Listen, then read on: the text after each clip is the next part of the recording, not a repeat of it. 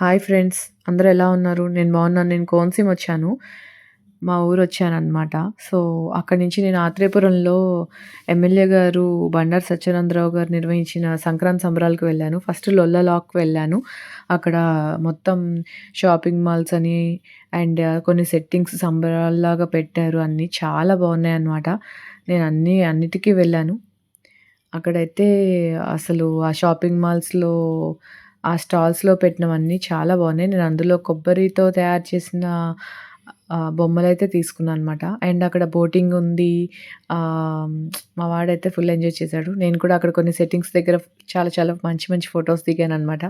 మీకైతే కొన్నే షేర్ చేస్తున్నాను. ఇంకా నెక్స్ట్ ట్రై ట్రై చేస్తాను షేర్ చేయటానికి.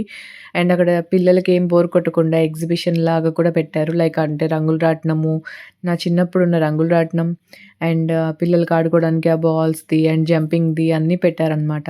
అండ్ కైట్స్ ఎగరేసేవి పోస్టర్స్ అన్నీ పెట్టారు. చాలా బావుంది. చాలా బావుంది. చాలా చాలా బావుంది. ఎమ్మెల్యే గారి ఆలోచనకి చాలా హ్యాట్స్ ఆఫ్ అనమాట. అక్కడ లొల్ల అండ్ లాక్ నుంచి బయలుదేరదాం అనేసరికి కరెక్ట్‌గా ఎమ్మెల్యే గారొచ్చారు. బండారు సత్యానందరావు గారు.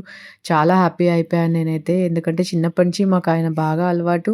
అండ్ ఎప్పుడు ఏ ముగ్గుల పోటీలవి పెట్టినా, ఏం పెట్టినా కూడా ఆయన చేత్తోనే నేను అన్ని బహుమతులు తీసుకునేదాన్ని. అండ్ అక్కడ ఆ బొమ్మలవి కూడా తీసుకున్నాడు. చాలా బావున్నాయి. అండ్ ఆ తర్వాత ఆత్రేయపురం సైడ్ వెళ్ళాం మేము.